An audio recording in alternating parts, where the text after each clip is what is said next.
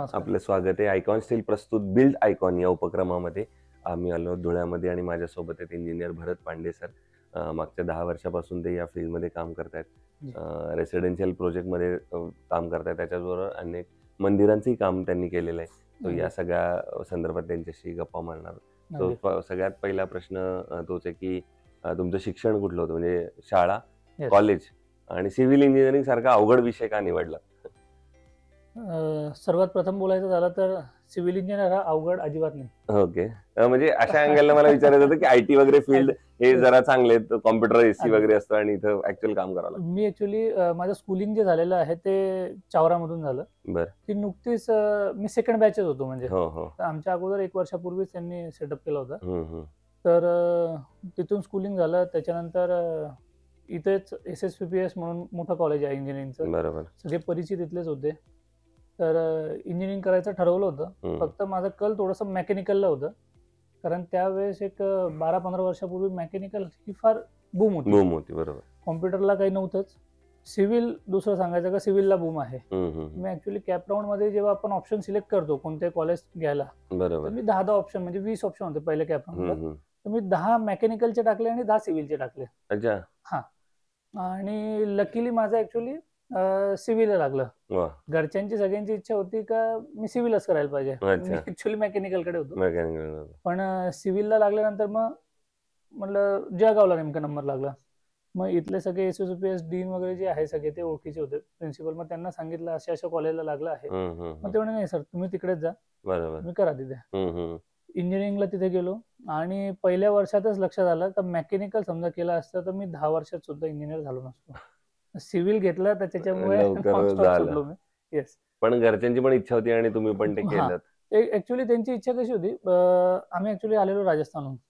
तर तिथून आल्यानंतर इथे बरेचसे संघर्ष बघितले आणि संघर्ष पाहत असताना एकच का हे संघर्ष कुठेतरी समाप्त व्हायला पाहिजे, कुठेतरी संपायला पाहिजे. तर त्याच्यामुळे आता जे माझे आजोबांचे वडील जे होते ते सगळ्यात पहिले आले होते. त्यांनी धंदा पाणी केला इथे, नोकरी पाणीत कोणीच नव्हतं. बरोबर. मग आजोबा माझे मॅनेजर होते, बँक मॅनेजर. त्याच्यानंतर वडीलही त्यांचं फर्स्ट इयर डिप्लोमा होऊन ते निघून आले होते. बरोबर. कारण तेव्हा फायनान्शियल नव्हतं इतकं. मग त्याच्यानंतर काकांचं शिक्षणात जास्त कल नव्हता. त्यांनी सेम तेच धंदा वगैरे करू, पण त्यांना पुरेसं यश मिळालं नाही. वडील अपयशी राहिले. मग सगळ्यांची अपेक्षा होता का काहीतरी तू करायला पाहिजे. बरोबर. मी पहिल्यापासूनच म्हटलं मी धंदा पाणी तर करणार नाही. बरोबर. केलं तर चांगलंच काहीतरी मोठं करू. मग त्याच्यानंतर मी इंजिनिअरिंग केली. इंजिनिअरिंगला तर असं होतं का समजा हा नोकरी केली, चांगल्या कंपनीत लागलं तर ठीक, आणि नाही तर मग घरचं काही चालू करू शकतो आपण. असं एक थोडस विषय होता. म्हणून मग सिव्हिल. अच्छा. असं सगळा तो प्रवास होता आतापर्यंत. मग त्याच्यानंतर सिव्हिल इंजिनिअरिंग केली मी आणि कॅम्पस इंटरव्ह्यू दिले आणि मी सिलेक्ट झालो. जवळजवळ मी 4 कंपनीत सिलेक्ट झालो होतो. मग मी ठरवलं का मी मुंबईला जाईल म्हटलं, कारण मुंबईचं सगळ्यात जास्त पॅकेज तिथलं होतं आणि मुंबईची लाईफही लक्षात येईल. तिथे गेल्यानंतर माझ्यासोबत 6 जण सिलेक्ट होते मला धरून. त्याच्यापैकी आम्ही 4च जण गेलो, 2 जण इथेच राहिले. आणि त्याच्यामधूनही 4 मधून दुसरे 2 जण पहिल्याच दिवशी त्यांनी सगळं ते बघितलं आणि ते निघून आले आणि ते आम्हाला नाही जमणार. मग आम्ही 2 जण राहिलो. आम्ही 2 जण राहिल्यानंतरही असं होतं तर माझं बेसिकली कल होतं साईट वर्क थोडंसं आवडायचं. त्यांनी कंपनीवाल्यांनी बघितलं का आपल्या मनाप्रमाणे हे करत नाही तर ह्यांच्या मनाप्रमाणे आपण का द्यावं. बरोबर. तर मला मग ऑफिस वर्कला त्यांनी ठेवून घेतलं. तर बेसिकली प्रोजेक्ट चांगले होते माझ्याकडे तिथे. माझ्याकडे जवळजवळ तेव्हा महालक्ष्मी एरिया, त्याच्यानंतर चांदिवली एरिया आणि बोरिवली एरिया असे तिघांचे G+20 प्रोजेक्ट होते. अरे बापरे. आणि डॅडीज एरिया म्हणून ओळखला जातो महालक्ष्मी, त्यांच्या इथला. तर काम चालू होण्याच्या अगोदर तिथल्या बिल्डरांनी 240 करोड इन्व्हेस्टमेंट केली होती आणि तिथलं वर्क कल्चर मी बघितलं. थोडक्यात prior to start of the construction जे काही काम असतं कॉन्ट्रॅक्टिंग फील्ड म्हणा किंवा मग आपण कोणत्या एजन्सीज फायनल करतो त्यांना कसं फायनलाइज करायचं, त्यांचे टेंडरिंग, कॉन्ट्रॅक्टिंग हे सगळं काम मी बघितलं होतं. प्लॅनिंग स्टेजला काय होतं हे थोडक्यात बोलायचं झालं तर एक साधा बीम समजा 350चा 380चा तो समजा 300 करायचा असेल तर त्याच्या अनुषंगाने तुमचं स्टील काय चेंज होणार, त्या स्टीलच्या अनुषंगाने तुम्हाला एस्टिमेट मध्ये किती फरक पडणार, त्या एस्टिमेटच्या हिशोबाने यांचा प्रॉफिट कुठे होणार, असं एवढं सगळं सगळं आहे कॅल्क्युलेशन. तर तिथे ऍक्च्युली असं आहे का प्रोजेक्ट चालू करण्याच्या अगोदर जेवढं वेळ आपण प्रोजेक्टला चालू करून देतो त्याच्यापेक्षा डबल वर्क ते ऑन पेपर करतात. बरोबर. तर त्याच्यामुळे तिथे वर्क कल्चर एकदम पूर्ण वेगळं. मग तिथे 1.5 वर्ष, 2.5 वर्ष मी राहिलो. तिथे बघितलं का आपण हे याच्यात नाही जगू शकत. कारण हॅपीनेस तिथे झिरो होतं. फक्त सकाळी उठायचं, पळायचं, संध्याकाळी यायचं, झोपायचं, इतकीच लाईफ होती. मग तो एक होतात का आपण आपल्याच गावाला जाऊन आपलंच काहीतरी सुरुवात करावी, बॉसिंग कोणाचा नको. बरोबर. मग इथे आल्यानंतर बेलपाडक सरांचं फार मोठं नाव. तर त्यांच्याकडे गेलो आणि जे गेलो ते आजपर्यंत मी तिथेच आहे. त्याच्याशिवाय त्यांनीच मला एक 3-4 वर्षापूर्वी सांगितलं का आता तू तुझंही चालू कर. तर मी त्याच्यानंतर मग माझं सुरुवात केलं. त्याच्या अगोदर मी करत होतो पण हिडन होतं ते सगळं. बरोबर. पण आता त्यांनीच मग सगळं हे सांगितल्यावरती अजून हिंमत मिळाली. बरोबर. पण बेलपाडक सरांसारखा गुरु तुम्हाला मिळाला. सर आमची पुण्य आहे ऍक्च्युली का आम्ही त्यांच्याकडे आहे. बरोबर. आणि ते बोलतो ना आपण काहीतरी आपलं मागच्या जन्मीचं त्यांच्याशी सोबत जुळलेलं असेल, त्या हिशोबाने ते गुरुरूपी आपल्याला मिळाले आणि त्यांनी मग आपल्याला आयुष्याची पूर्ण शिदोरी बांधून दिली. बरोबर. आणि तिथले वर्क एथिक्स आणि मुंबईचं आणि इथलं बरोबर फार जमीन आसमानचा फरक आहे. बरोबर. कारण तिथे प्रत्येक याला एजन्सीज आहे. म्हणजे एका प्रोजेक्टला जवळजवळ 18-19 एजन्सीज असतात. बरोबर. स्ट्रक्चरल इंजिनियर वेगळा, आर्किटेक्ट वेगळा, लायझनिंग वाला वेगळा. तर इथे कसं आहे आपण सगळं इथे 100ली हँडल करतो. बरोबर. तर इथे आल्यानंतर म्हणजे पहिले 3 महिने जे मी तिथे सोडून आलो तर लगेच नाही लागलो. तर 3 महिने माझ्यासाठी असे होते का मी कोणतंही काम मिळेल ते करायला तयार होतो. तर कारण एकतर घरची परिस्थिती थोडी हे होती आणि पुन्हा मग घरी आल्यानंतर वडिलांकडनं पैसे मागायचे त्यावेळेस ते फार लाजवाब. हा त्यांना ऍक्च्युली त्यांना तर द्यायला काय ते वडील आहेत, ते म्हणतील तू काही नाही पण केलं तर, पण आपल्याला थोडंसं कुठेतरी वाटतं. तर त्याच्यामुळे मग तो विषय बघितला आणि मग सरांकडे गेलो. स्टार्टिंगचे 3 दिवस मी सरांनी म्हणलं का मी तुझी व्यवस्था दुसरीकडे कुठेतरी करतो, तू यायचं फक्त बसायचं, मला सांग म्हणे कुठे राहिला तर मी तुला हे करेल म्हणे, रेफरन्स देईल. मी दुसऱ्या दिवशी गेलो, बसलो. 3 दिवस सरांनी एक शब्दही बोलले नाही. 3 दिवसानंतर त्यांनी सांगितलं आता तू 4थ्या दिवशी साईटवरती घे. मग साईटवरती घेऊन जायला लागले. आणि त्याच्यानंतर आता मी असं आहे का ऑफिसमध्ये शेवटचं आहे. मला तिथे 10 वर्ष होऊन गेलेले आहेत. आणि सरांचं एक ख्याती अशी आहे, आमच्याकडे इंजिनियर आर्किटेक्ट मध्ये फार क्लॅशेस होतात. तर म्हणजे जुनी अजून म्हण आहे का इंजिनियर कॅन बी आर्किटेक्ट पण आर्किटेक्ट कॅनॉट बी इंजिनियर. बरोबर. तर याच्यात हा विषय काढण्यामागे सरांचा फार मोठा, कारण आमच्याकडे इंजिनिअरिंग असे आहे का प्रॉपर प्लॅनिंग करतात. नाहीतर प्लॅनिंगचा विषय आतापर्यंत असाच आहे का आर्किटेक्ट प्लॅनिंग असते, इंजिनियर साईट वर्क असतो, असे डिफरन्शिएशन. बरोबर. पण इथे असं धुळ्यात तरी असं कोणी जाणवत नाही का इंजिनियर प्लॅन नाही करत आणि आर्किटेक्ट फक्त सिव्हिल वर्क बघतो, असं काही नाही. सगळे हिलून मिळून सगळे एकदम चांगलं राहतात. बरोबर. दुसरं आता विचारणार आहे की मागच्या या 10 वर्षात तुम्ही इंडस्ट्री बघितली, त्याच्यातले चेंजेस अनेक बघितले, सरांबरोबर तर तुम्ही काम करताय. तर या सगळ्या फील्डला आता टेक्नॉलॉजीचा सपोर्ट किती होतो, कसा होतो, आणि तुम्ही इंजिनिअरिंग नंतर असं तुम्हाला वाटलं का की आता मला हा पण एक कोर्स केला पाहिजे किंवा आता काही लेटेस्ट मध्ये दुसरा काही शिकलाय अजून? सर ऍक्च्युली टेक्नॉलॉजी असा विषय आहे, स्टार्टिंग पासून तुम्ही बघाल तर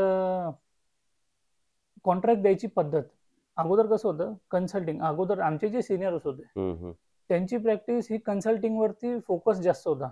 बरोबर. कारण तेव्हा मटेरियल सहित देऊ असं फार कमी होतं. लोक काय करायचे, इंजिनियर लावला, आर्किटेक्ट लावला आहे, प्लॅन त्यांनी काढायचा, सगळे प्लॅन्स त्यांनी द्यायचे, सुपरविजन करायचं, त्यांना प्रॉपर वेने गाईड करायचं, चॅनलाइज करायचं आणि सगळं थोडक्यात इन्फॉर्मेशन द्यायची. बरोबर. त्याच्यानंतर आता असं होऊन गेलेलं आहे, लोकांकडे पैसा आला, वेळ कमी झाला. बरोबर. तर त्याच्यामुळे ते विचार करता का विथ मटेरियल देऊन टाकू up to certain scope of work आणि त्याच्यानंतर मग आपण बाकीचं करू. ही सवय ऍक्च्युली बेलपाडक सरांनी लावली धुळ्यात. विथ मटेरियल हा फक्त स्ट्रक्चर पर्यंत द्यायचा, फक्त आरसीसी वर्क, डिक वर्क अप टू प्लास्टर, आणि फिनिशिंग वर्क मात्र नंतर मालकाने प्रत्येकाने त्यांच्या हिशोबाने करायचं.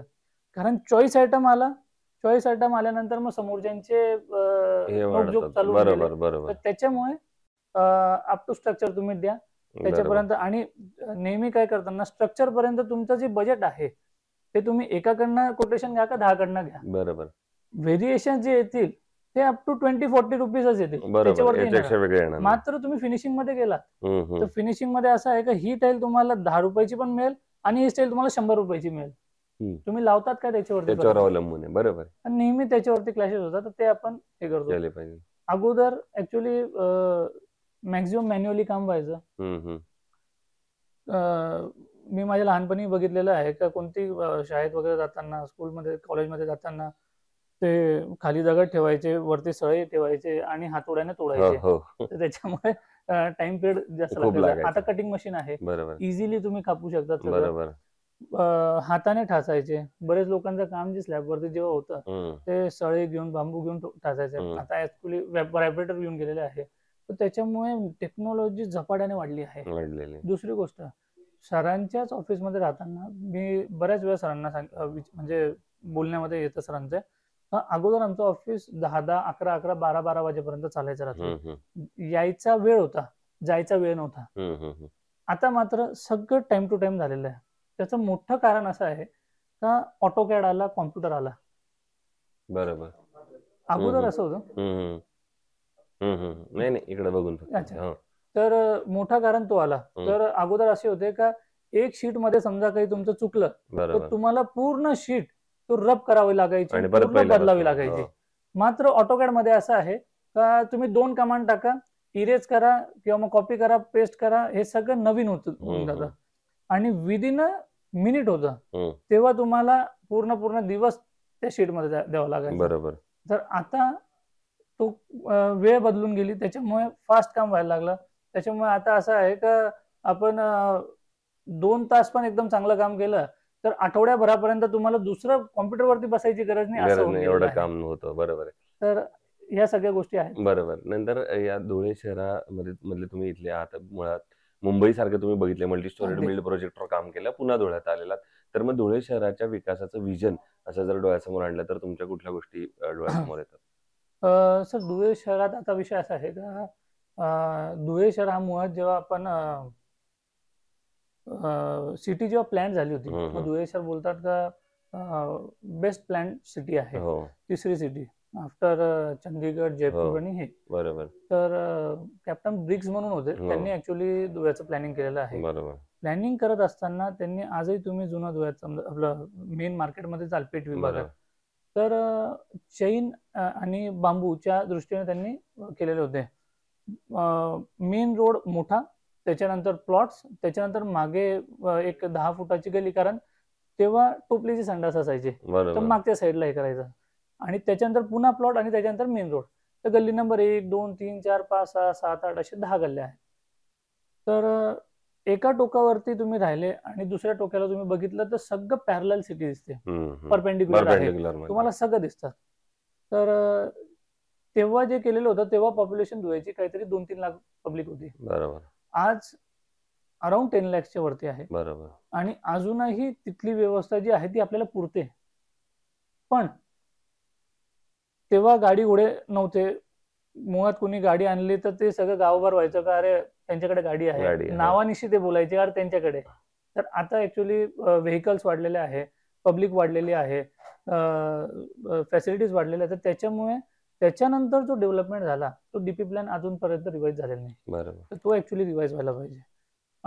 नवीन जे डेव्हलपमेंट्स आहे याच्या अगोदर ऍक्च्युली काही बिल्डर्स असतील, काही इन्व्हेस्टर्स असतील, त्यांनी लेआउट प्लॅन करताना अगोदर शेत जमीन घेतली, त्यांना एनए केलं, प्लॉटिंग डिमार्केटेड केले आणि ते विकले. बरोबर. Without any facilities. आता ऍक्च्युली परवाच्याच न्यूजपेपरला आहे का समजा तुम्ही आता फॅसिलिटी दिल्या विना विकलं तर तुम्हाला साधारणतः त्या लेआउटचा 10% जो काही एरिया असेल त्याचा 10% तुम्हाला नगरपालिकेत 3 वर्षासाठी तुम्हाला द्यावं लागेल. बरोबर. आणि 3 वर्षात पण तुम्ही समजा फॅसिलिटीज देऊ नाही शकलात तर त्याच्यावरती नगरपालिकेचं नाव लागेल. बरोबर. तर त्याच्यामुळे ज्या काही आता स्टेप्स घेत आहे शासन ते योग्य आहे.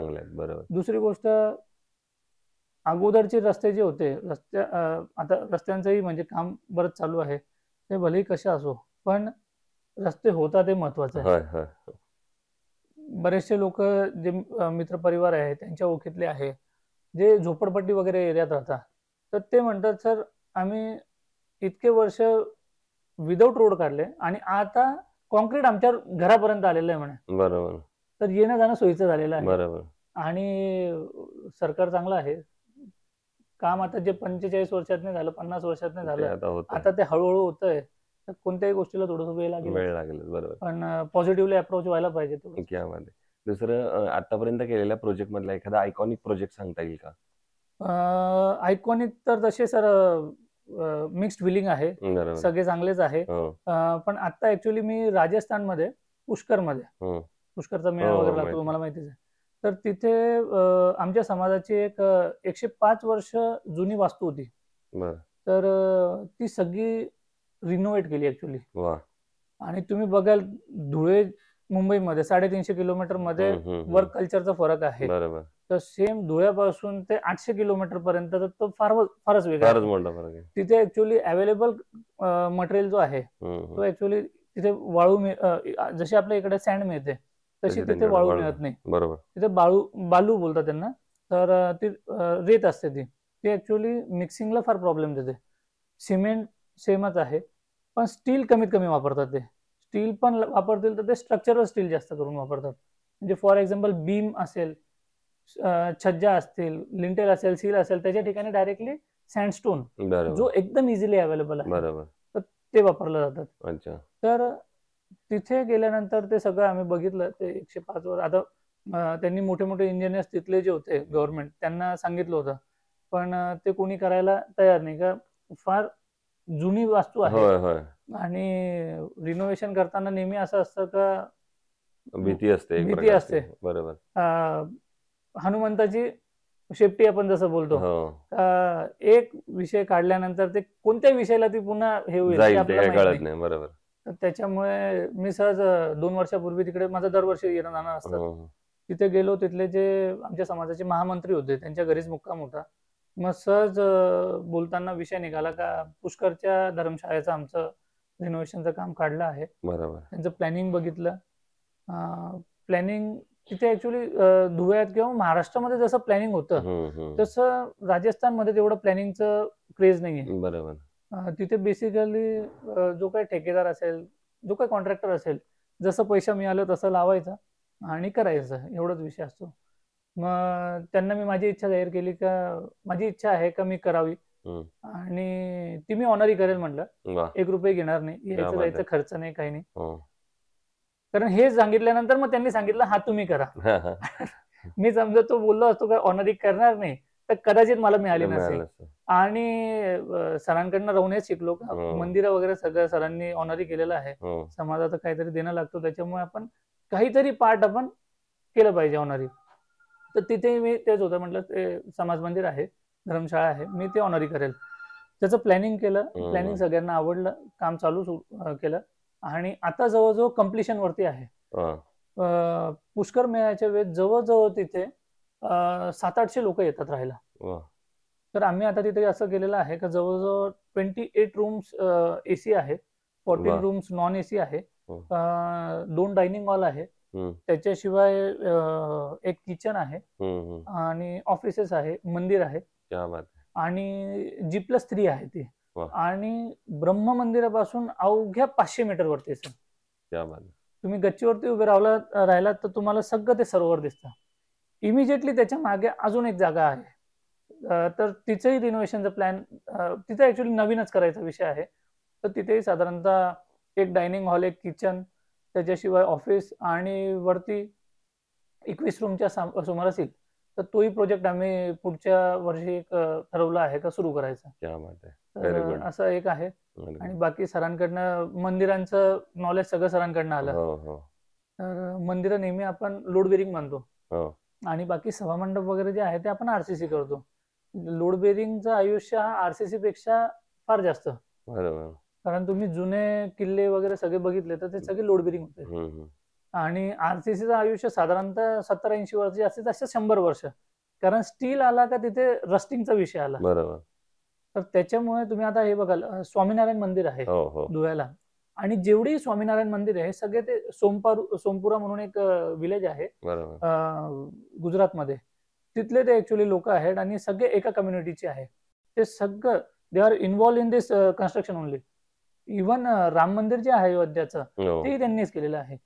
तर इथल्या जो मंदिर आहे तिथे त्यांनी फुटिंग पासून तर टॉप पर्यंत कळसापर्यंत एकही खिला जे खीळ बोलतो आपण ते वापरलेले नाही तिथे. Very good. तर ह्या मंदिराची लाईफ त्यांनी ऍक्च्युअली एस्टिमेट केलेली 1600 वर्ष.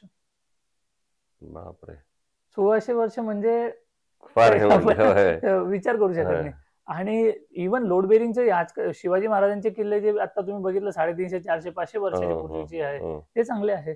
त्याच्यामुळे गाभारा नेहमी आपण डिझाईन करताना लोड बेरिंग करतो, म्हणजे जेणेकरून आज आपण आहोत पण आपल्या नंतरचे 5 पिढी 6 पिढी तरी ते तसंच राहिलं पाहिजे. सभा मंडप त्याच्यानंतर बऱ्याचशा जागा मिळतात, जागा कमी होतात, ते चेंजेस होतात. तर सभा मंडप ते नंतर आपण वाढवू शकतो, ते बाहेरच्या बाहेर असतं. पण मेन जे स्थान आहे गाभारा तो आणि कळस ऍक्च्युअली तसंच राहिलं पाहिजे. बरोबर आहे. दुसरं याच्याकडे पुन्हा कन्स्ट्रक्शन मधलं स्टील आणि सिमेंट हे 2 महत्वाचे भाग आहेत. तर त्यातलं मग स्टील निवडताना तुम्ही काय पॅरामीटर्स बघता? सर स्टील निवडताना ऍक्च्युअली कसं आहे, मी ऍज अ बिल्डरही काम करतो, तर आम्ही अलॉंग विथ प्रॉपर्टीज मटेरियलच्या प्रॉपर्टीजचे सगळेच बघतात, पण आम्ही थोडंसं इकॉनॉमिकली बघतो. बरोबर, कारण ते महत्वाचं आहे. कारण सगळ्यात पहिले आमच्यासाठी तोच असतो. दुसरा विषय असा असतो का डीलर्स जे आहे किती क्रेडिट आपल्याला देतात आपल्या व्यवहार बघून म्हणा किंवा हे बघून, बरोबर, तर त्यांच्यावरती अवलंबून आहे. बरेच इंजिनियरची किंवा ह्यांची इच्छा असते का आपण XYZ स्टील वापरायला पाहिजे, बरोबर, पण त्याच्यानंतर मग त्यांना समजा तिथून तो डीलरकडे नसेल किंवा मग त्यांच्याकडे काही नसेल तर तसा थोडासा एक विषय होतो. बाकी स्टील यूज करताना जनरली आम्ही तेच नरम असलं पाहिजे, काम करताना त्याचा तुकडा नको पडायला, elongation property ductile property proper असायला पाहिजे. आणि आजकाल ऍक्च्युअली IS कोडमुळे सगळेच जण ते पाहतात. बरोबर, तर त्याच्यामुळे मला नाही वाटत का कोणत्या कंपनीमध्ये मटेरियल मध्ये जास्त काही फरक येईल.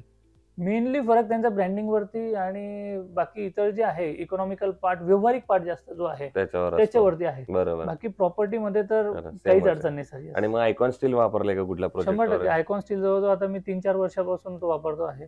माझी जेवढेही माझे कमर्शियल साइट्स असतात, फॉर एक्झाम्पल रो हाऊस चालू आहे तिथे आणि बाकी ठिकाणी जे आहे मॅक्झिमम आयकॉनच जात आहे. आणि ऍक्च्युली कसं आहे स्टील मध्ये पण कसं 3-4 डीलर्स आहे, तर प्रत्येकाला साईट जी आहे एकाकडनं घेतलं तर कसं आहे छोटा सिटी आहे, सगळ्यांची कॉन्टॅक्ट आहे, त्याच्यामुळे आपण सगळ्यांना खुश ठेवायचा प्रयत्न करतो.